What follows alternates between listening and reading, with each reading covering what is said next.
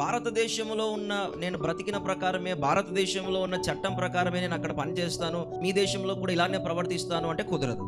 ನೋಡಿ, ನಾವು ಭಾರತದೇಶದಲ್ಲಿ ಯಾವ ರೀತಿ ಜೀವಿಸಿದೆವೋ ವಿದೇಶಕ್ಕೆ ಹೋದಾಗ ಕೂಡ ಇದೇ ರೀತಿಯಾಗಿ ಅಲ್ಲಿ ಜೀವಿಸುತ್ತೇವೆ. ಇಲ್ಲಿ ಇದ್ದಂತೆಯೇ ಅಲ್ಲಿ ಇರ್ತೇವೆ ಎಂದರೆ ಅಲ್ಲಿ ಸರಿ ಹೋಗೋದಿಲ್ಲ.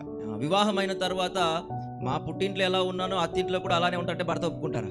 ನೋಡಿ, ವಿವಾಹವಾದ ನಂತರ ಸ್ತ್ರೀಯರು ನನ್ನ ತವರು ಮನೆಯಲ್ಲಿ ನಾನು ಹೇಗಿದ್ದೇನೋ ಹಾಗೆಯೇ ನನ್ನ ಗಂಡನ ಮನೆಯಲ್ಲಿ ಕೂಡ ಇರ್ತೇನೆ ಎಂಬುದಾಗಿ ಅಂದುಕೊಂಡರೆ ಅಲ್ಲಿ ಅವರ ಗಂಡನ ಒಪ್ಪಿಕೊಳ್ಳೋದಿಲ್ಲ కదా, ఒప్పుకోరు కదా, ಒಪ್ಪಿಕೊಳ್ಳೋದಿಲ್ಲ ಅಲ್ವೇ?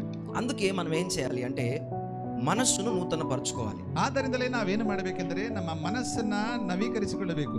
మనస్సు నూతన పరచుకోవడం అంటే సాధారణంగా సింపుల్ గా చెప్పాలి అంటే మునుపు ఉన్నటువంటి ఆలోచనలు తీసివేసి వాటి స్థానంలో కొత్త ఆలోచనలను తీసుకొని రావడం.